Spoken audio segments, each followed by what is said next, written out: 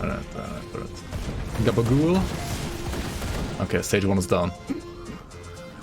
It was okay. Okay, good time for stage 1. Okay, he's down. He has a hammer, Monka.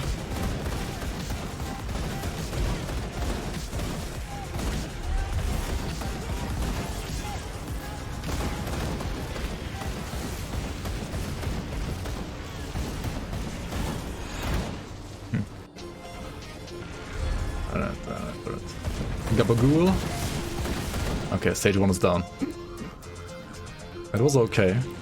Okay, good time for stage 1. Okay, he's down. He has a hammer, Monka.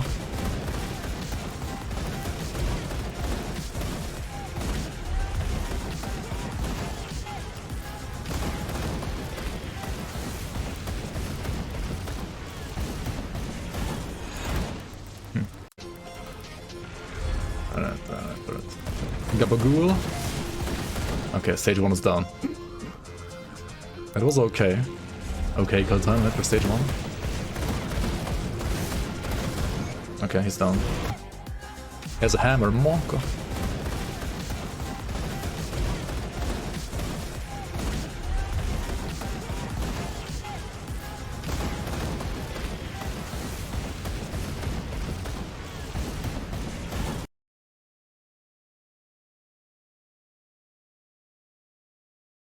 Statistically, it is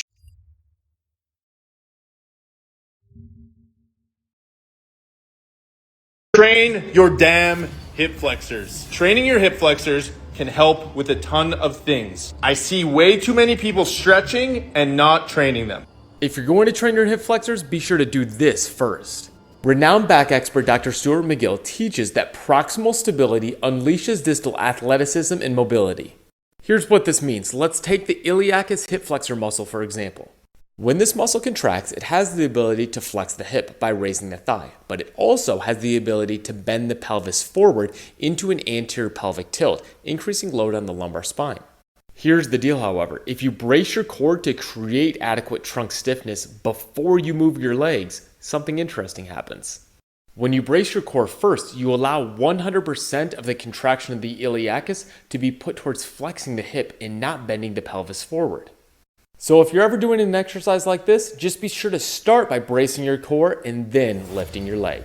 Train your damn hip flexors. On the 29th of October, Tian Tao posted a video of a 270 kilo squat double. And he wrote underneath in the description, no one can really squat 270 kilos, right?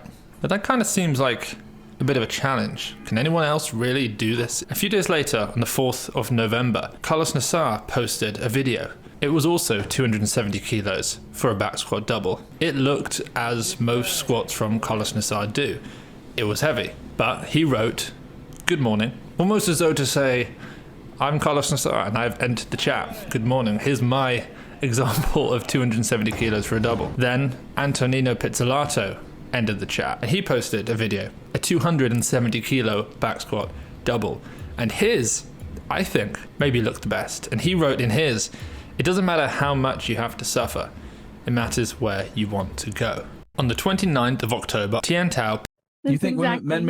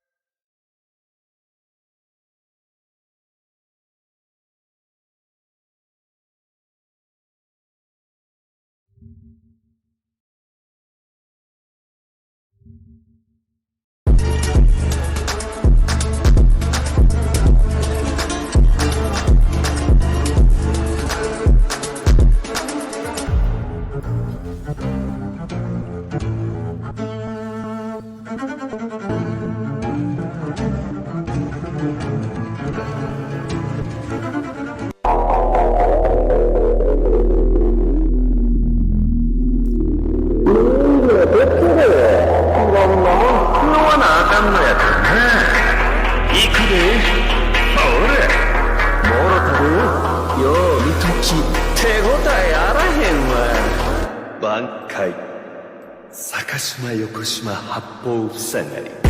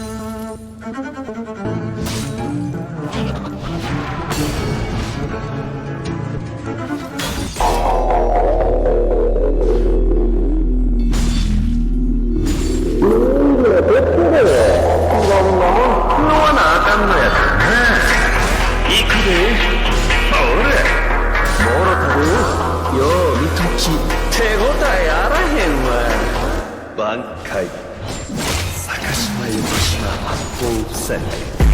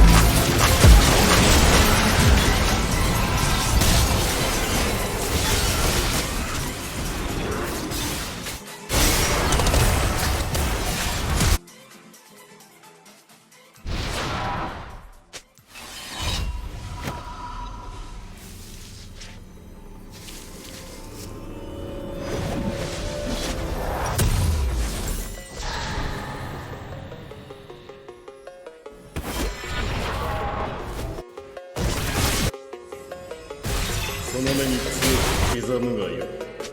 挽回千本桜影石。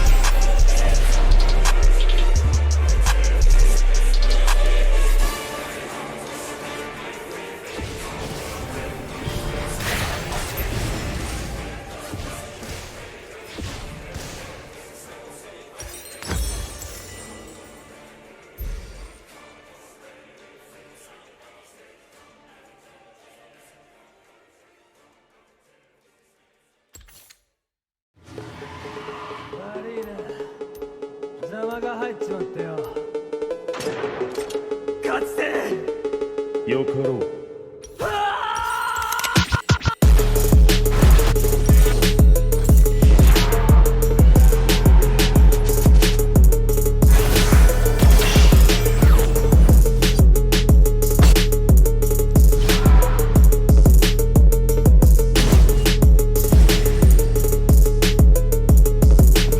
限界だ。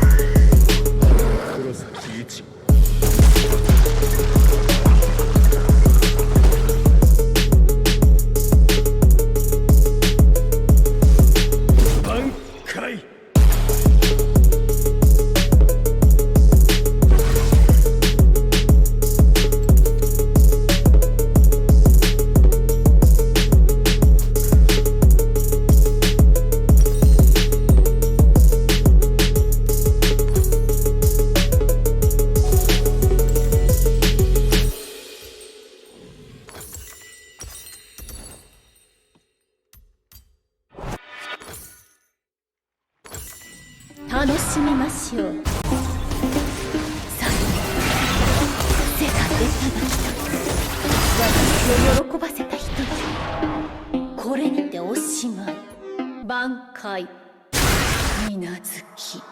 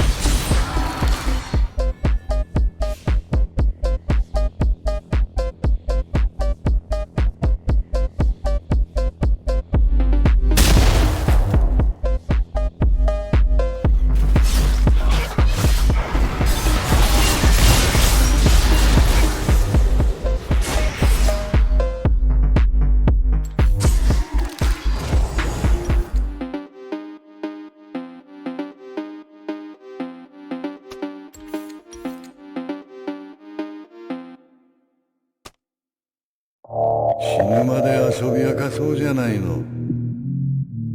僕を誰だと思ってんの。皇帝13体総隊長、強略神水だ。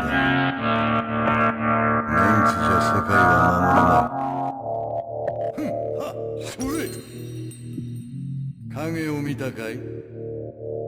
ザンゲリン。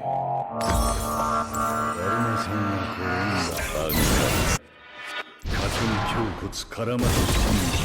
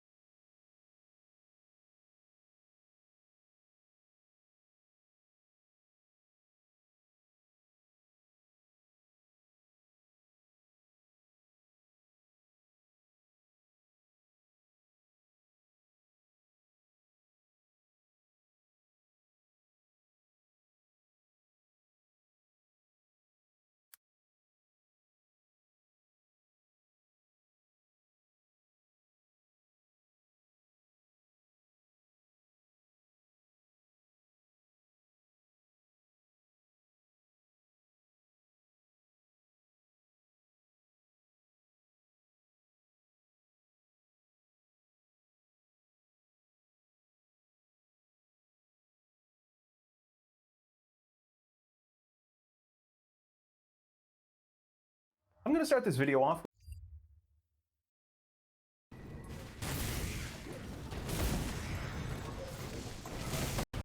Hot Feast. Skater. Would vanish, right? Also, we could like zoom through Astrakhan Road with Virus Smite, or we could zoom through Astrakhan Road using Vanish, right? That's actually even faster, so let's do that. So you go to Darkway Gate, right? You go to this corner, you stand here, you see the enemies down here.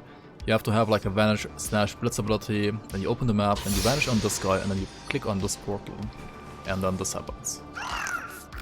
Can you skate Kite Color? I mean, I guess you could. Yeah, Blitz works as well, yeah. I mean, this is even faster than Fire Smiting, right? At least up till here.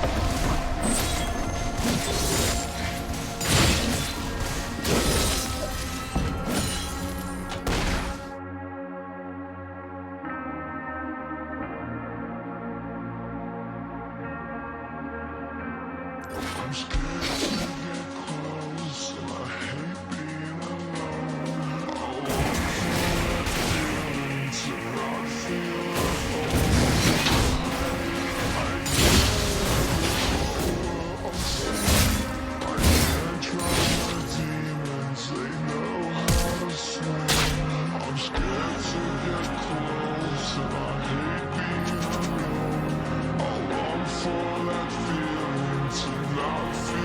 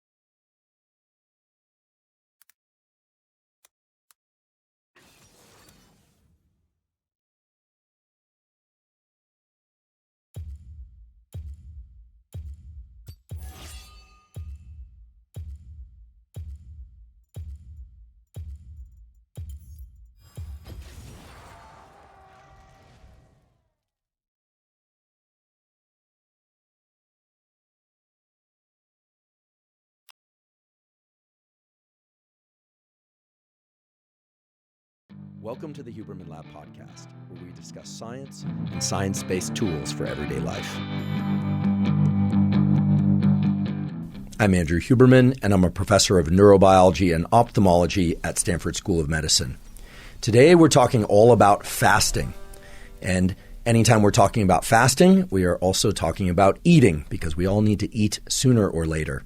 We're going to talk about how fasting and when we eat influences a large range of aspects of our health and well-being, both physical and mental. So while nowadays most people are familiar with the term intermittent fasting, also sometimes called time-restricted feeding, I think most people don't really understand how that process works. It's sort of obvious that intermittent fasting, aka time-restricted feeding, involves eating at certain periods of each 24-hour cycle, or maybe even not eating for entire days in some cases. But if you think about it, everybody sleeps eventually, and therefore, because people don't eat during their sleep, almost everybody is employing some form of intermittent fasting or time-restricted feeding. What we're going to talk about today is how particular schedules of time-restricted feeding can impact our health in different ways. And when I say different ways, I mean we're going to talk about how intermittent fasting, aka time-restricted feeding, impacts weight loss, fat loss in particular, muscle maintenance and loss and gain, organ health, such as gut health and liver health, the genome, the epigenome, inflammation, sickness, recovery and healing from sickness, exercise, cognition, mood, and lifespan. So we're going to cover a tremendous amount of information. I promise to make it all directly accessible, regardless of whether or not you have a background in biology and metabolic science or not. I'm also going to talk about a lot of tools. In fact, I'm going to discuss a number of tools during today's episode that actually make it such that you don't have to follow any feeding schedule or fasting schedule, same thing if you think about it, in any absolutely strict regimented way. Meaning, if you were to only eat during an 8-hour period of each day most of the time, but then occasionally eat across a 12-hour period of the day, in theory, that could actually have pretty serious detrimental health effects. And yet there are things that you eat all the time, but then occasionally, if you were to only eat during an 8-hour period of each day most of the time, but then occasionally eat across a 12-hour period of the day, in theory, that could actually have pretty serious detrimental health effects. And yet there are things that you can do to attenuate those negative effects. In fact, there are things that you can do and or take that can make it as if you did not eat at all. And so we'll discuss what those tools are. And in many cases, for sake of health, weight loss, and performance, making the body think that it did not eat at all can actually be quite beneficial. So today we're going to cover mechanism and we're going to cover tools. Before we do that, I want to highlight a particular result that was published recently because it serves as a useful backbone as we wade into the conversation about fasting. This is a study that was published in the journal Cell Metabolism, a Cell Press journal, excellent journal.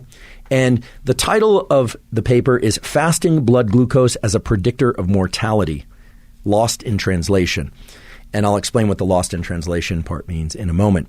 But the basic takeaway of this study, and I should mention that the first author of the study is Palliyaguru, Palliyagguru, Guru, Palliyagguru et al. The basic finding of the study is that in humans, higher blood glucose is associated with mortality. And in fact, if you look at blood glucose, resting blood glucose across the lifespan, what you find is as people age, resting blood glucose goes up.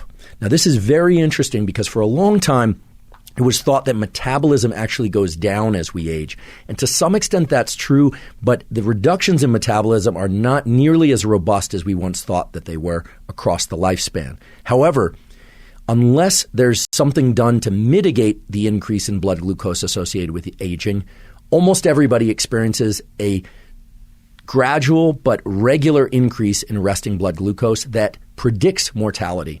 Now, the title, as I mentioned, is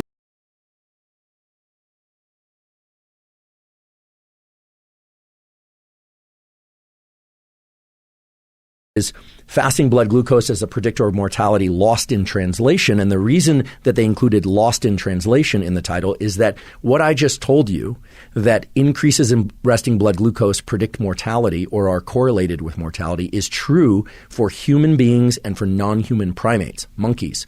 But the opposite is true in mice. And so I thought it was important to use this study as an example of where studies in mice often, but not always, translate to humans and to non-human primates. So today I'm going to be careful to distinguish when a study was performed in mice versus in humans, because it seems that at least when discussing feeding, blood glucose, and other aspects of diet as they relate to health and well-being, whether or not a study was performed in rodents or in humans can be very important. And in this case, the results were directly 180 degrees opposite to one another.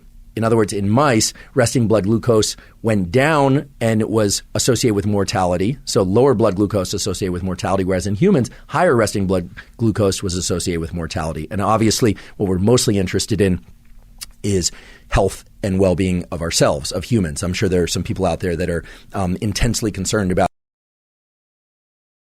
the health and well-being of mice, which you could imagine a few rare contexts where that's important, but obviously most of us are interested in human health.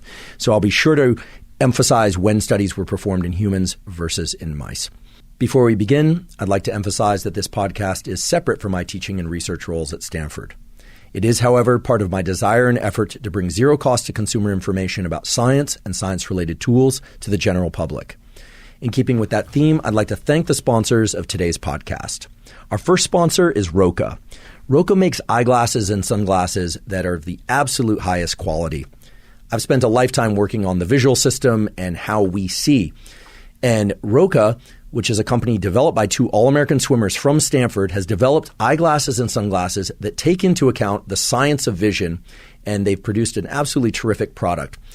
That product involves glasses that, first of all, are very lightweight. Second of all, can be worn when performing any activity.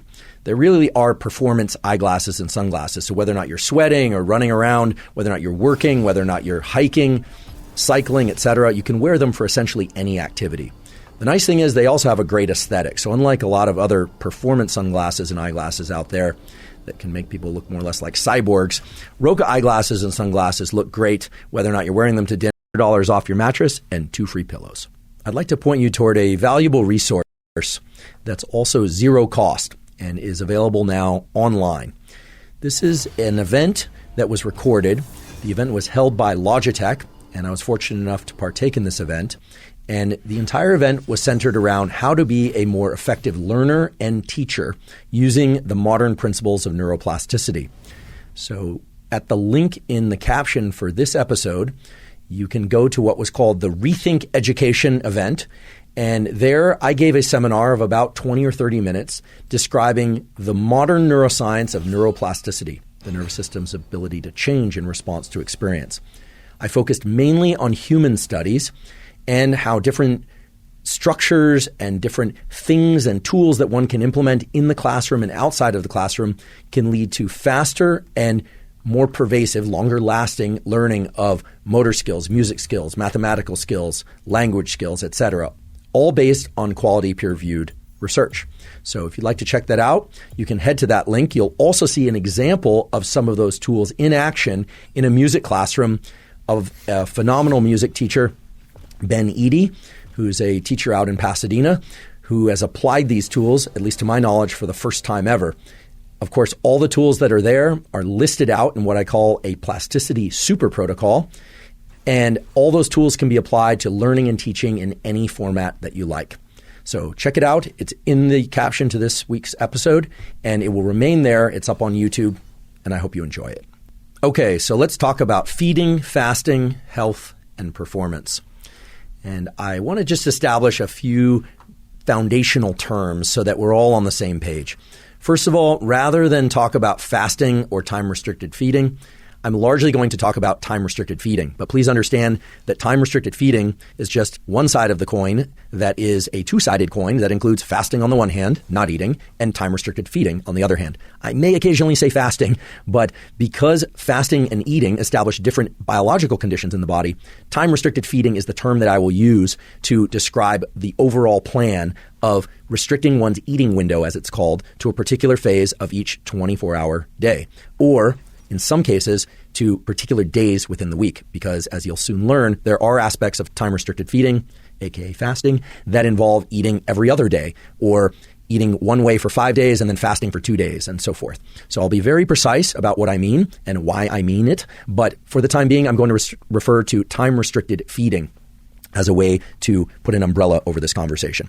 Second of all, I am going to emphasize a lot of biological mechanism. If you've listened to this podcast before, you know that I always begin with biological mechanism. I do describe tools of how to implement those mechanisms, but I wholeheartedly believe that knowing mechanisms and understanding how these processes work gives you tremendous flexibility and understanding and control over the processes of your mental and physical health. Whereas if I were to just list off a menu of things to do and not to do, those will work, but those will not give you the kind of understanding that would allow you to navigate through life, through travel, through dinners out, through different exercise schedules, whether or not you're one age or another age, male, female, etc.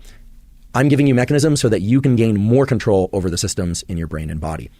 Everything's timestamped, so if you want to jump to the to-dos, you can certainly do that, but I encourage you to hang in there for the mechanism bit. I will make it all very clear, because if you understand mechanism, you are in a true place of power and control over your biology.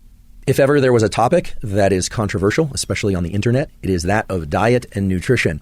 So I'm wading into this with a smile and in eager anticipation of all the but this and but that, and wait, but this showed that. Here's the deal. We need to precisely define what it is that we're talking about when we talk about nutrition. I'm going to give you an example of a study that was published a few years ago, 2018, by a colleague of mine at Stanford, Chris Gardner. He's a terrific professor of nutrition and has done a lot of important studies on how nutrition impacts different aspects of health. This is a large-scale study. It was published in JAMA, the Journal of the American Medical Association, one of the very top-tier journals in the area of medicine, and certainly for a paper on nutrition to show up there meant that it had to meet an exceedingly high standard. This paper, where Chris is the first author, it's Gardner et al., 2018, JAMA, looked at weight loss in people following one particular diet versus another particular diet. This was a 12-month weight loss study, so it was focused specifically on weight loss, although they looked at some other parameters as well. And the basic conclusion of the study was that there was no significant difference in weight change between people following a healthy low-fat diet versus a healthy low-carbohydrate diet with significantly more dietary fats in them. This caused a lot of ripples in the world of nutrition and nutritional science, and certainly in the general population. Because anyone that understands diet and nutrition would immediately say, but wait, there are all sorts of different implications of eating one type of diet, say low carbohydrate, higher fats, versus a higher carbohydrate, lower fat diet. And indeed there are. This study was focused specifically on fat loss and on weight loss. So as we discuss time-restricted feeding, we need to be very precise about what are the effects of time-restricted feeding and of eating in particular ways at particular times. We are going to emphasize again whether or not the study was done in mice or in humans, in athletes, in men and women, or both. But the study from Gardner and colleagues is a beautiful study and really emphasizes that if one's main goal is simply to lose weight, then it really does not matter what one eats, provided that the number of calories burned is higher than the number of calories ingested. However, anyone out there who understands a little bit of biology or a lot of biology will agree that there are many factors that impact that calories burned part of the equation. Some of those are obvious. So for instance, amount of exercise, type of exercise, basal metabolic rate, how much energy one burns just sitting there. I've talked before on this podcast about NEAT, non-exercise induced thermogenesis, where if people bounce around a lot and fidget a lot, they burn anywhere from 800 to 2,000 calories per day. So their quote-unquote basal metabolic rate is actually much higher simply because they're fidgeters, whereas people who tend to be more stationary have a lower basal metabolic rate on average. There's great science to support this. Metabolic factors and hormones are also very important. Hormones such as thyroid hormone and insulin and growth hormone and the sex steroid hormones, testosterone and estrogen, those levels will also profoundly influence the calories out, the calories burned component of the calories in, calories out equation. So if out there on the internet or in listening to a particular podcast or speaker, somebody says, this is the ideal diet, or calories in, calories out does not matter, or calories in, calories out is the only thing that matters, I think it's very important to understand that there are some foundational truths, such as calories in, calories out, but that, of course, hormone factors and the context in which a given diet regimen is taking place are exceedingly important. A good example of this would be puberty. At that time in life, sex steroid hormones are changing profoundly in the body, as are growth hormone and other hormones, and much of caloric intake is directed towards protein synthesis, towards the production of muscle and bone and other tissues of the body, and that's because of changes in hormones that we call puberty. So there's no way that we can drill into every aspect of a given feeding plan or feeding schedule that would allow us to tap into every aspect of the list that I read out before: weight loss, fat loss, muscle, organ, genome, epigenome, inflammation, exercise, cognition, mood, and lifespan. But today we're going to be very precise about how time-restricted feeding, it's very clear from both animal studies and human studies, can have a very powerful and positive impact on everything from weight loss and fat loss to various health parameters. This is a beautiful literature that's emerged mostly in the last 10 or 15 years. And as we march into this literature, what you'll see is that there actually is a perfect diet for you on a given day. And that perfect diet for you on a given day is contextual, meaning it depends on what you did yesterday and what you're going to do tomorrow. So there is a perfect diet for you, and today I'm going to arm you with the mechanisms and understanding that will allow you to define what that perfect diet is and will allow you to eat on a schedule and to eat the things that are going to best serve your goals. So let's talk about eating and what happens when you eat, and let's talk about fasting, or not eating, and what happens when you fast. I did an entire episode on eating and metabolism and hormones and other factors that impact appetite. We don't have time to go into all those details now, although you're welcome to listen to that episode as well. But we can briefly describe the overall conditions that are set in the body when we eat and when we don't eat. The key word here is conditions. If I can emphasize anything today, it's that what you eat and when you eat it set conditions in your body. And those conditions can be very good for you or very bad for you, depending on when you eat. In fact, when you eat is as important as what you eat. I'll repeat that. When you eat is as important as what you eat, at least as it relates to health parameters, in particular liver health and mental health. Some simple rules about eating. First of all, when you eat, typically your blood glucose, your blood sugar, will go up. Also, insulin levels will go up. Insulin is a hormone that's involved in mobilizing glucose from the bloodstream. How much your glucose and insulin go up depends on what you eat and how much you eat. In general, simple sugars, including fructose and fruit, but also sucrose and glucose and simple sugars, will raise your insulin and blood glucose more than complex carbohydrates, things like grains and breads and pastas and so forth. And grains and breads and pastas and so forth will raise your blood glucose more than fibrous carbohydrates like lettuce and broccoli and things of that sort. Protein has a somewhat moderate or modest impact on insulin and glucose, and fat has the lowest impact on raising your blood glucose and blood insulin. So what you eat will impact how steep a rise in blood glucose and insulin takes place. And there are a number of factors that are related to your individual health that will also dictate how steep and how high that rise in glucose and insulin will be. For the time being, I'm leaving out people who have type 1 diabetes. These are people that don't manufacture their own insulin. And type 2 diabetes is essentially insulin insensitivity, lack of sensitivity to insulin, which leads to high blood glucose. But when you eat, blood glucose goes up, and when you don't eat, blood glucose and insulin go down.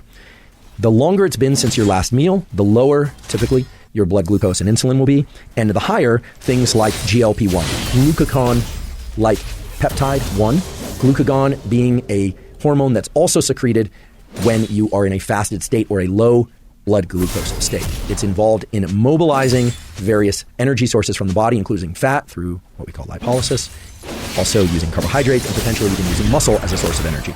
So that's kind of a fire hose of information about what happens when you eat and don't eat, but just think of it this way. Blood sugar and insulin go up when you eat, they go down when you don't eat, and other hormones go up when you don't eat. So there are hormones associated with the fasted state, and there are hormones associated with the eating and having just eaten state. Now, the most important thing to understand is that, like everything in biology, this is a process that takes time. So insulin and glucose go up when we eat, and it takes some period of time for them to go down. Even if we stop eating, they will remain up for some period of time and then go back down. It takes time. This is very important because if you look at the scientific literature on fasting, on time-restricted feeding, it's absolutely clear that the health benefits not just the weight loss benefits, but that the health benefits from time-restricted feeding occur because certain conditions are met in the brain and body for a certain amount of time. And that gives us an anchor from which to view what eating is in terms of how it sets conditions in the body over time. And if that sounds overly analytic, I promise you this is the simplest and best way to think about any eating schedule or any eating plan. So I think it's fair to say that in the field of nutrition, there are a few landmark studies that serve as really strong anchors for building our understanding of what to eat and what not to eat and when to eat, depending on our goals. The Garner study that I mentioned earlier is one such study, in that it says if your goal is weight loss, it really does not matter what foods you consume, provided that you consume a sub-maintenance caloric diet. However, I want to emphasize again, that sets aside issues of adherence, meaning how easy or hard it is to adhere to a given diet. Some people find it much easier to follow a high-fat, low-carbohydrate diet. Some people follow a different diet because it's much easier for them to follow. And some people are concerned with mental performance and athletic performance. So that study doesn't say there's a best diet. What it says is that what you consume is less important than the amount of food that you consume, at least for sake of weight loss, not necessarily for sake of health. Now, the study that I'm going to refer to next is what I would consider the second major pillar of nutritional studies. This is a truly landmark study that was carried out by Sachin Panda, who is a professor at the Salk Institute of Biological Studies in San Diego, an absolutely phenomenal institution and an absolutely phenomenal researcher. I've known Sachin for a number of years, and I want to emphasize that the current literature on intermittent fasting and time-restricted feeding can largely be attributed to Sachin and the work that he's done. There are others involved too, of course, and of course, time-restricted feeding and fasting has a rich history that goes back many hundreds, if not thousands of years in different cultures and religions. But the science of time-restricted feeding can really mainly be attributed to the incredible work that Sachin has done. And I'm grateful to consider him a friend and a colleague, and we consulted at length in anticipation of this episode. I also hope to have him on as a guest in the future. The landmark paper that came from Sachin's lab was published in 2012. This was a paper in mice that set the basis for studies in humans that came later. And the title of this paper is Time-Restricted Feeding Without Reducing Caloric Intake Prevents Metabolic Diseases in Mice Fed a High-Fat Diet. So the title tells us a lot. It says that what's varied in this study is not what these mice ate, it was when they ate it. And there were essentially 4 conditions in this study, and the results are absolutely remarkable. So I'm going to walk you through the major results. What they did is they gave mice access to different types of food. There were 4 groups. One group of mice had access to just a normal mouse diet. It would not be a diet that you'd be very interested in.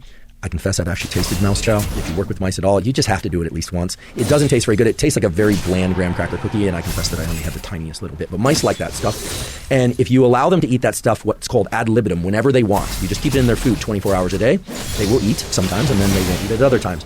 Or, in this case, they also had a condition where they gave them mouse chow in a time-restricted way, just for a certain number of hours each day, about 8 hours. Or they gave them a high-fat diet. That was a separate group, got a high-fat diet at any time they wanted. So this was kind of the carnival for mice, because mice really like high-fat, highly palatable foods, and so they got a lot of goodies and high-fat in their food. And then there was a 4th group that had access to the high-fat diet as much as they wanted to eat, but only during a restricted time period of each 24-hour cycle. Now, mice are nocturnal. Humans are what we call diurnal. Actually, we're not really diurnal. We're crepuscular, which means that we're most active in the morning and in the evening, not so much in the afternoon. But nonetheless, everything I'm going to tell you is true also for humans, and we know this now from human studies. One of the most important things to take away from this study was that mice that ate a highly palatable, high-fat diet, a great-tasting diet, but only during a restricted feeding window of each 24-hour cycle, maintained or lost weight over time. Whereas mice that ingested the same diet, same amount of calories, but had access to those calories around the clock, gained weight, became obese, and quite sick. And as an additional second point, the mice that restricted their feeding window to a particular portion of 8 hours of every 24-hour cycle actually showed some improvement in important health markers. And what was even more incredible is that mice that only ate during a particular feeding window also experienced some reversal of some prior negative health effects. So this study really lit up the world and got people excited about time-restricted eating. Again, they used an 8-hour feeding window. The story around that 8-hour feeding window is kind of interesting, though. Not many people know this because it wasn't included in the paper, and there was no reason to include it in the paper. Not to out anybody, but it turns out that the reason they used an 8-hour feeding window and not a 9-hour or a 10-hour feeding window is because studies of this sort are actually quite demanding to perform and require the constant presence of the graduate student or postdoc there to ensure that the food is in the cages at particular times and not in the cages at other times. And mice are really good at hiding food. They'll even hide food in their jowls. And so there's a lot of work that has to be done to prepare for that 8-hour feeding window and to make sure after that 8-hour feeding window, there's all the food has been removed from the cage and from the jowls of the mice and so forth. And it turns out that the significant other of the graduate student and or postdoc, I won't reveal who they were, running this study, forbid their significant other, the scientist, from being in the lab for periods of time that were much longer than the 10 or 12 hours that were required in order to ensure this 8-hour feeding window. So when we hear that 8-hour feeding windows are holy, they are not holy. And later we are going to talk about how eating for a time that's restricted to 8 hours versus 10 hours versus 12 hours, for instance, how that impacts various parameters like health parameters and weight loss, etc. But the 8-hour feeding window was actually created because of a real-world constraint on the research and the relationship with the researcher performing the research, not because there's anything holy about an 8-hour feeding window. Now, an important point about when the feeding window falls within the 24-hour cycle. It is very important that the feeding window fall during the more active phase of one day. So for humans, that's typically in the early part of the day or the later part of the day, but not at night. Put very simply, there are a lot of data now pointing to the fact that eating during the nocturnal phase of the 24-hour cycle is very detrimental to one's health. In fact, when we eat can either enhance our health or can diminish our health. When we see light, can enhance our feelings of well-being or can diminish our feelings of well-being. I've talked many times before about this on the Huberman Lab podcast that during the daytime you want to get as much sunlight and other types of bright light in your eyes as is safely possible, and then you want to avoid light in the middle of the night. It has detrimental dopamine lowering effects, can cause depression, cortisol increases, etc. So when you view light is as important as the light that you view, and when you eat is as important as what you eat. In this study, they saw something really interesting, which was that not only did restricting food to a particular phase of the 24-hour cycle benefit things like lean body mass and fat loss and a number of health parameters that I'll talk about in a moment, but it also anchored all the gene systems of the body and provided a more regular, stable, so-called circadian rhythm or 24-hour rhythm. You may be surprised to learn that 80% of the genes in your body and brain are on a 24-hour schedule. That is, they change their levels going from high to low and back to high again across the 24-hour cycle. And when those genes are high at the appropriate times and low at the appropriate times, meaning their expression is high and low at the appropriate times, and therefore the proper RNAs and proteins are made because DNA encodes for RNA, RNA is translated into proteins. When that happens, your health benefits. When those genes are not expressed at the right times, when they're high or low at the wrong times of each 24-hour cycle, that's when you get negative health effects. This study showed that when mice restrict their eating to an 8-hour period within the most active phase of their 24-hour cycle, many of the genes that are associated with these so-called circadian clocks, these genes have names like PER, BMAL, TRY1, etc. Those so-called clock genes underwent a very regular entrainment, a locking in to the proper 24-hour schedule. And while this was in mice, we now know that this also occurs in humans. I've said before on this podcast, and I'll say it again, that light, and when we view light, is the primary way in which these genes and the clock systems of our body get organized or entrained, meaning matched to the outside light-dark cycle. So viewing light early in the day and in the afternoon, and as much as possible all day, great. Ideally, that's sunlight. Avoiding light in the middle of the night is also great. It's great because it causes the increases in particular genes and the decreases in particular genes in every cell throughout your body at the appropriate times. The second most powerful timekeeper, or Zeitgeber as it's called, is food and when you eat. And in this study, the results they saw underscore this point. What they saw is that the peaks in these clock genes became very regular, and the dips in these clock genes became very regular. And that led to a whole host of really important positive health effects. Conversely, when mice ate whenever they wanted across the 24-hour cycle, these clock genes became really out of whack. And the negative health consequences were the downstream result of these changes in these clock genes. This has now also been shown to be true for humans. So if you want to be healthy, you want your organ health, your metabolic health to be entrained properly, one of the most important things you can do is to view light at the appropriate times of each 24-hour schedule and to not view light at other times of that schedule, and to eat at the appropriate time of each 24-hour schedule. Again, there are rare instances that we will discuss when skipping entire days or entire 24-hour cycles of eating can be beneficial. But for now, we're talking about schedules of time-restricted feeding that involve a window of feeding that falls during your more active phase, so during the daytime. Putting aside people that work shift work, during the daytime is when you want to eat. And this 8-hour feeding window provided a very strong reinforcing signal that combines with light to ensure that these genes are expressed at the appropriate times. The short takeaway from this is you probably want to think about and perhaps even engage in time-restricted feeding. So as I mentioned earlier, when mice can eat around the clock, bad things happen. One of the bad things that happens is that the liver suffers. The liver is involved in all sorts of things, production of important hormones and other factors related to metabolism. And when mice can eat around the clock, their livers got very sick. Fatty deposits in the liver, other factors in the liver, essentially taking down the pathway of liver disease. The time-restricted feeding essentially reversed that or led in many cases to even healthier liver conditions. And that's based on this study, but also additional studies also now in humans. So restricting your feeding to a particular window every 24-hour cycle has clearly been shown now in mice and in humans to enhance liver health, which is wonderful. How does it do this? Well, it happens because food intake, as I mentioned earlier, sets certain conditions in the body that last for a period of time.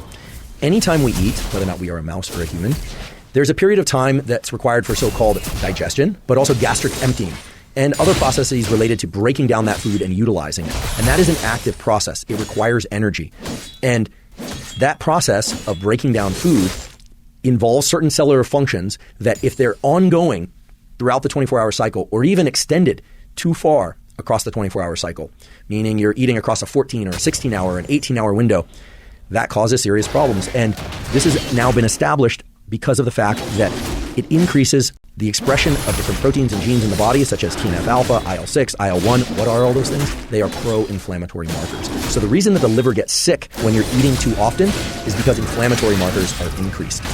These inflammatory markers are not inherently bad. They're there for a reason, but they are there in order to respond to certain challenges, immune challenges, or the ingestion of food and the breakdown of food. But then, in an ideal circumstance, they are reduced in the period in which there's no food present in the digestive tract or in which there's very little food present in the digestive tract. So by eating around the clock, you're making yourself sicker. By eating at restricted periods of time each 24-hour day, you're actually making yourself healthier and you are activating certain processes that can positively impact both weight, either maintenance or loss of weight. We'll talk about weight gain a little later, and positively impacting things like liver health. Also, the expression of different things related to brown fat, the fat that increases your metabolism. We will return to this also a little bit later. And blood glucose regulation. So the takeaway from this study, in fact, there are many takeaways from this study, it's so wonderful, is that liver health, bile acid metabolism, energy expenditure, inflammation, liver metabolites, many, many aspects of our health are impacted by when we eat, not just what we eat. As we move forward and we talk about intermittent fasting for 8-hour windows, 6-hour windows, 12-hour windows, for all sorts of different intents and purposes, I want to start to establish a foundational protocol that all of us, any of us, can use in order to maximize your particular goals. There are some absolutes within this realm of time-restricted feeding.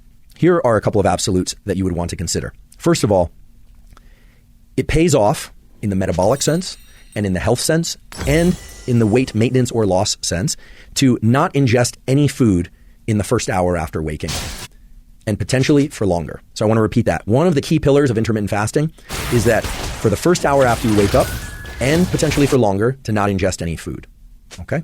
The second major pillar that's well supported by research is that for the 2 and ideally 3 hours prior to bedtime, you also don't ingest any food or liquid calories for that matter. We will talk about what it means to break a fast and whether or not certain liquids, even coffee and tea, can break a fast, et cetera, in a few moments. But just as a foundation, it's very clear from the research in humans that not eating any food or ingesting any calories, liquid or otherwise, for the first 60 minutes after waking up each day and for the 2 to 3 hours prior to your bedtime, that's ideal for the parameters that we've discussed earlier, all the different things like weight and liver health and metabolic health and so forth. The two most common questions about intermittent fasting are, when is the ideal time for the eating window? Is it early in the day, the middle of the day, or later in the day? And how long should that eating window be? Should it be 8 hours? We already heard why the 8-hour window was first established. It was because of these lab conditions and the conditions of the particular relationship of the graduate student involved. Or should it be 7 hours or 6 hours or 12 hours? Turns out that there's some general frameworks that we can follow in order to answer these questions. As we move into this portion of the discussion, I want to highlight a very important reference that just came out, literally came out last week in the journal Endocrinology Reviews. And the title of this review is Time-Restricted Eating for the Prevention and Management of Metabolic Diseases.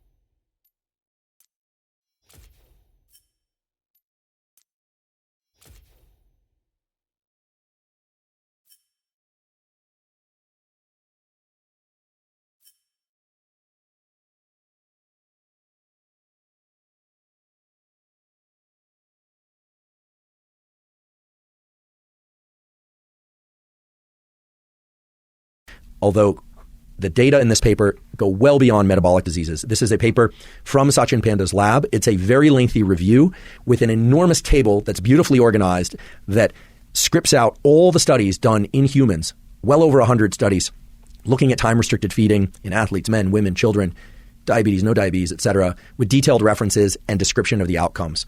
I've spent a lot of time with this review, even though it just came out recently, and is a absolute goldmine resource. It is also the major resource for everything I'm about to tell you if you would like to delve deeper into the material. So let's deal with this first question of when is the ideal feeding window? And here again, we're thinking about a schedule of eating that involves eating at least once every 24 hours, not 2-day or 3-day or every other day fasts.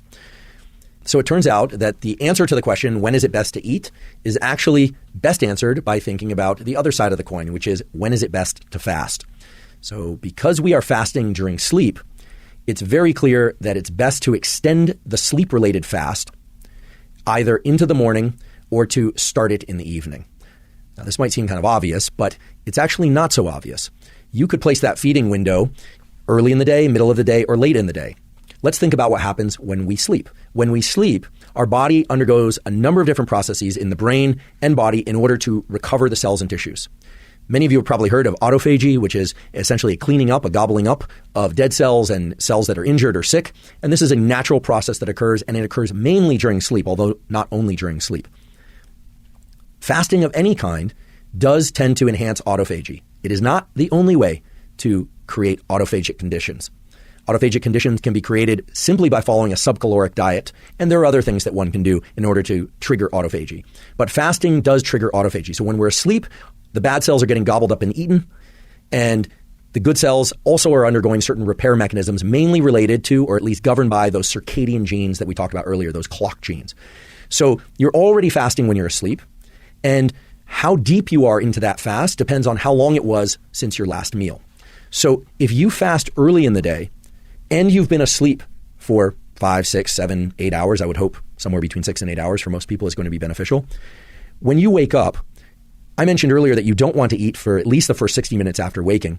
But were you to extend that fasting to say 9 a.m., 10 a.m., 11 a.m., or even 12 noon or later, you are taking advantage of the deep fast that you were in during sleep and certainly toward the end of sleep. Now, why do I say deep fast? Well, because when we eat, the clearance of that food from our gut and the processes in our cells and organs that are related to digestion and the utilization of that food takes about 5 to 6 hours.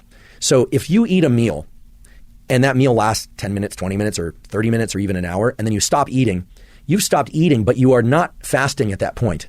You can say you're fasting because you're no longer putting food into your digestive tract, but you are not in a fasted state. You are not under conditions of fasting. Later, I'll talk about things that you can do to accelerate the transition into fasting.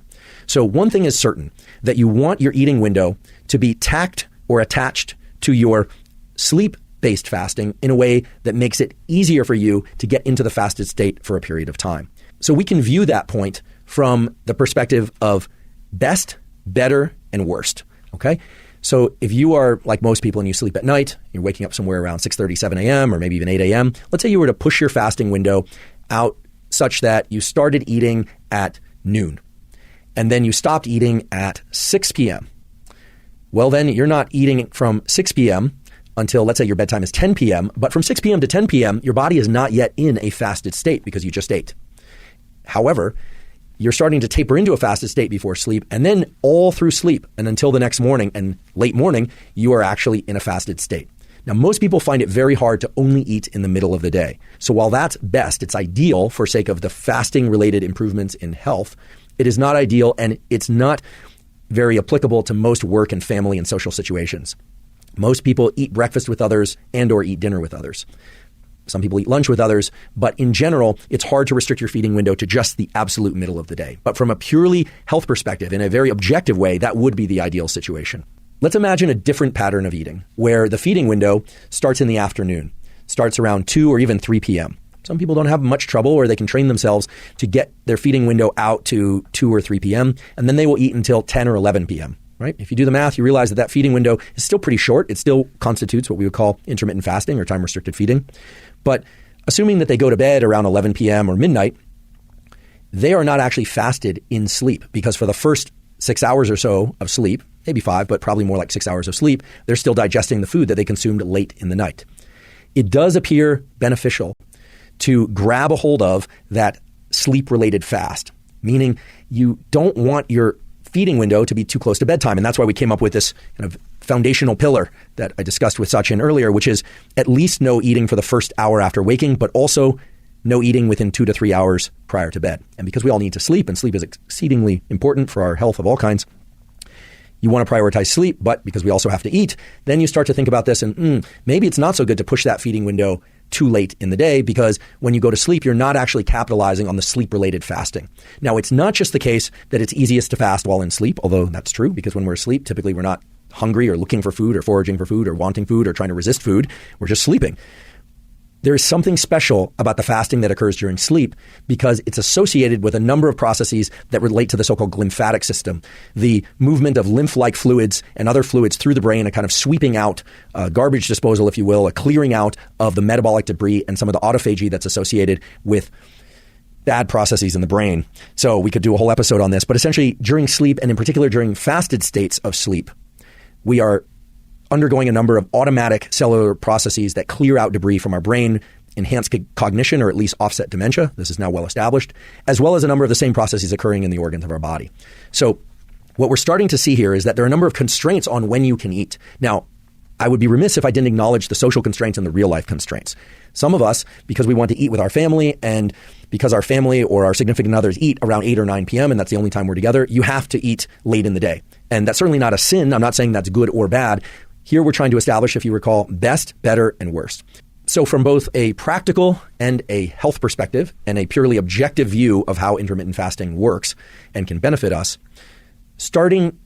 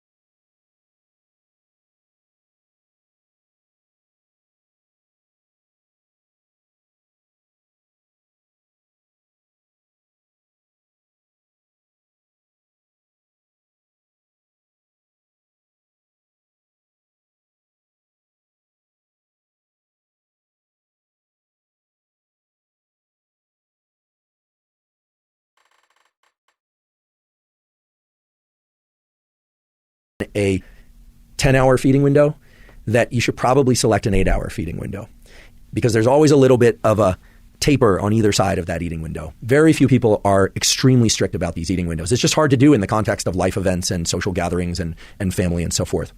Okay, so as we build forward your ideal fasting / time-restricted feeding schedule, we now have several different rules that we can list out. First, at least no food for the first hour after waking up. At least 1 hour. 2, no food intake for 2 and ideally 3 hours prior. Art is extremely hard. Well, at least for me. I used to draw often when I was younger, but it's been years since I took the time to actually draw anything. I gave it up in order to pursue football, which also went nowhere, and now I've dedicated myself to writing, which has proven to be incredibly difficult for me as well, but I refuse to quit on this.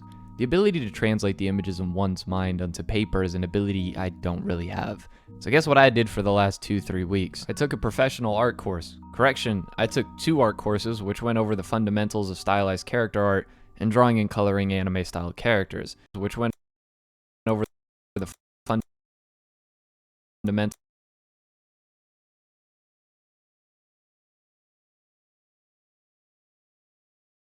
of stylized character art and drawing and coloring anime-style characters, looking for some sort of information that will make this whole art thing make some more sense.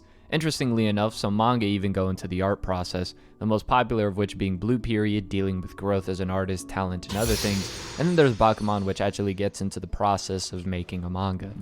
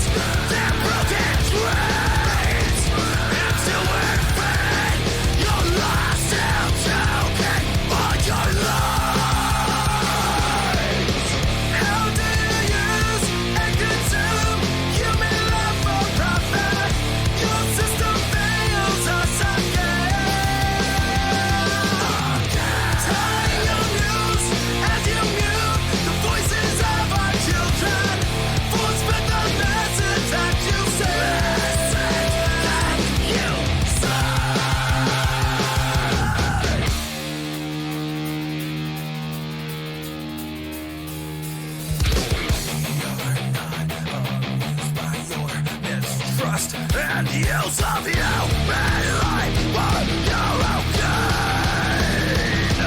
Fuck.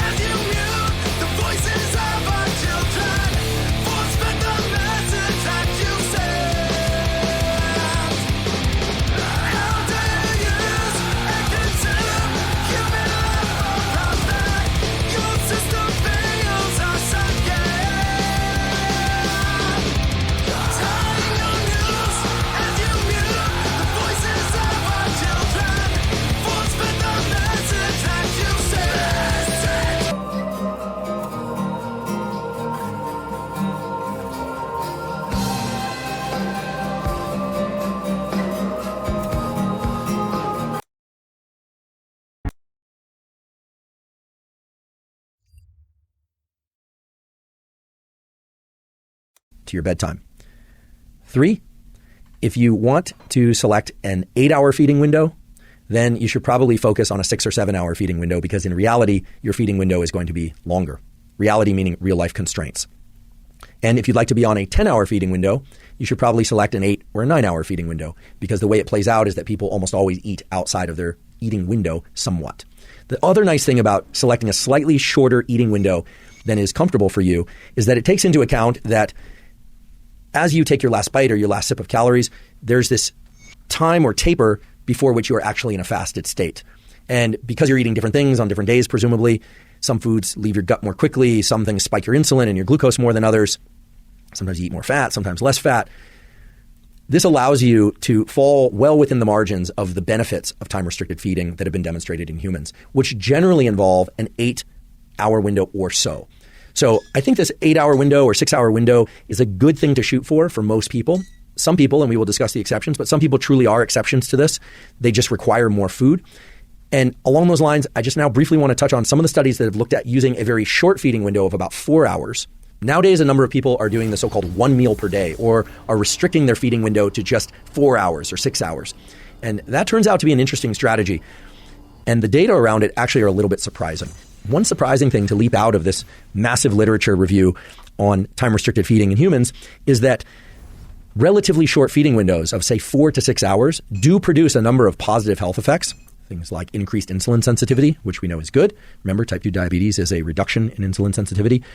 Improvements in beta cell function in the pancreas, decreased blood pressure, decreased oxidative stress, decreases in things like evening appetite. So positive health effects and psychological effects in general. However, they either produce no change in body weight, or they tend to produce even increases in body weight. Now, of course, there's variation between individuals and between studies, but this is somewhat surprising. So the 8-hour feeding window seems to be very beneficial across almost all the parameters that we've discussed: inflammation, weight loss, fat loss, etc. And adherence, I should mention. People's ability to stick to the diet seems quite good on these 8-hour feeding windows. But when people try and undergo very short feeding windows of 4 to 6 hours, it seems that they are overeating in that 4 to 6 hours, at least overeating with respect to their metabolic needs. Now, the contrast of this is the so-called 1 meal per day schedule. Very few studies on 1 meal per day. 1 meal per day, unless it's a very, very long meal, a sort of feast, typically would not last 4 to 6 hours. I guess it sort of depends on how you define a meal.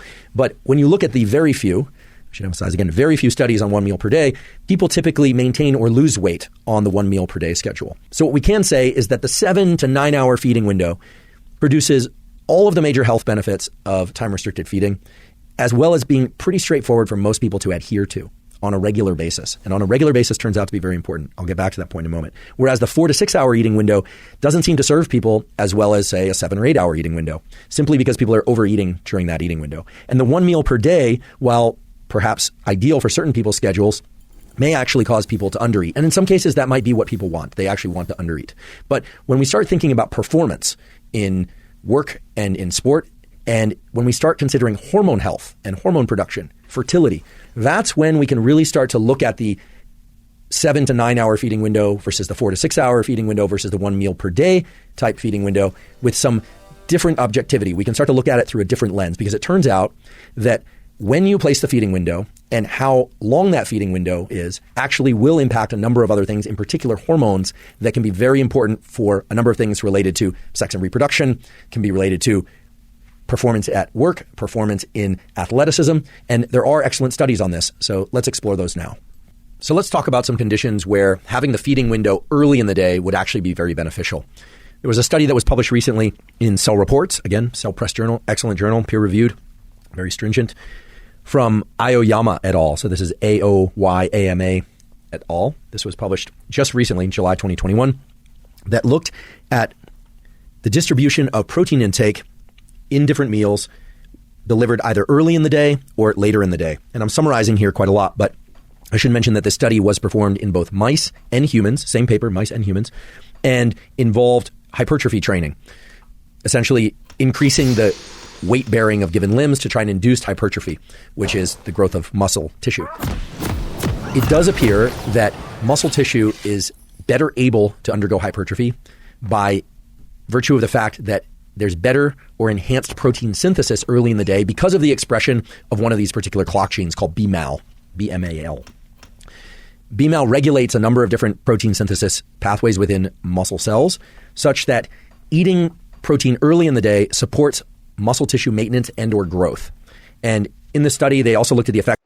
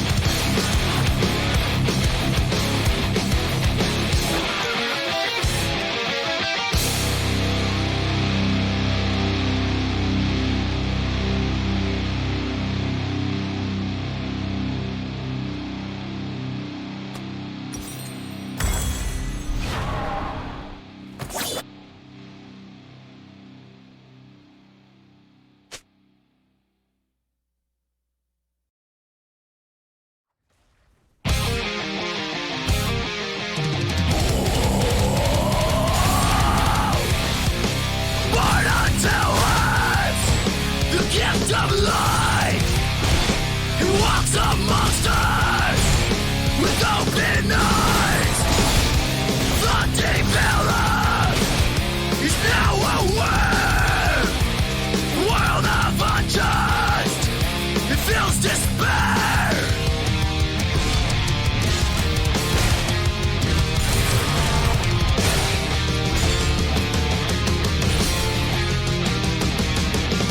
Chosen one, born to fight and scorned by life from black and sun. Blood red sky descends upon us. Everyone, pictures of our progress unified undone. Blood red sky descends upon us now. Call for answers. He seeks the truth. He fights his masters. He cuts the news. Moving forward, they can't sustain. He's becoming by altered state.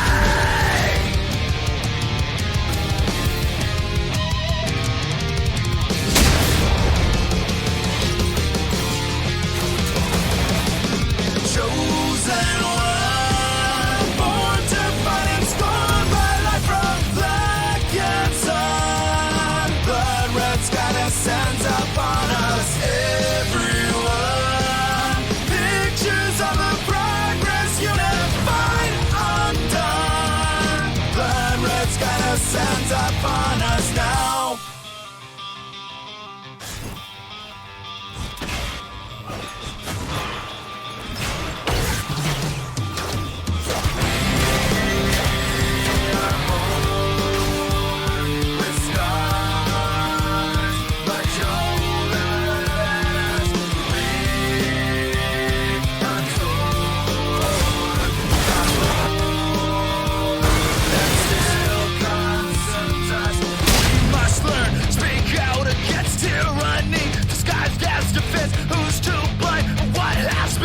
Lives are lost for price of the drones. They'll digest the mass media, watered down, and they fed to us. Speak the truth from many.